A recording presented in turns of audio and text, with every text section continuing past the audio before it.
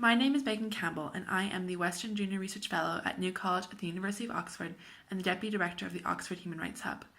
My research focuses on how can we use human rights law to address poverty.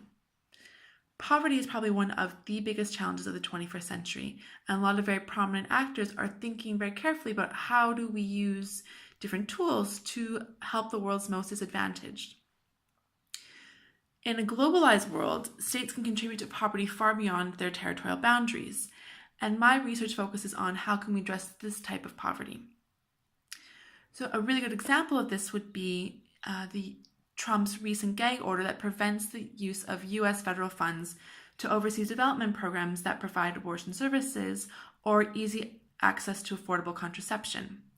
So a decision in the US can have gross and really perilous human rights implications for some of the world's most vulnerable women. There are lots of other ways that human rights can be violated. So corporations that are registered in the US or the UK or Western Europe can go into developing countries and cause environmental damage that grossly undermines the rights of the local population. There's some evidence that the UK's funding of low-fee paying private schools in East Africa actually undermines the rights of learners in those schools.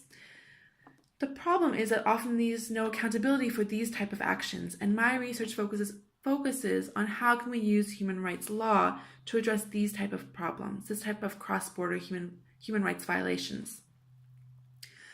So under international human rights law, there's a duty of cooperation, and the UK, along with 164 states, are under a duty to cooperate with each other to realize human rights. And my work focuses on how can we breathe life into this obligation so that individuals within these developing countries can hold these very powerful actors to account for the actions or omissions that they have taken that foster poverty overseas. Through my work with the Oxford Human Rights Hub, I've also been involved in lots of discussions about how do we uphold a really robust understanding of human rights, and particularly a right to equality, upon leaving Brexit. Historically, the EU has been quite influential in shaping UK equality and non-discrimination law, and with the withdrawal from the EU, there's a concern that a lot of very important legislation, particularly around working time, minimum wage, pregnancy discrimination, will all be vulnerable to the political process. So my work has been looking also about how can we develop legal mechanisms within the UK that can ensure a very strong and very robust protection for all British citizens.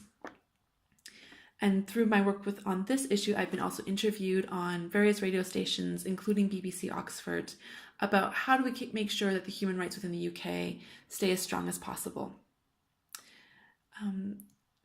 Thank you.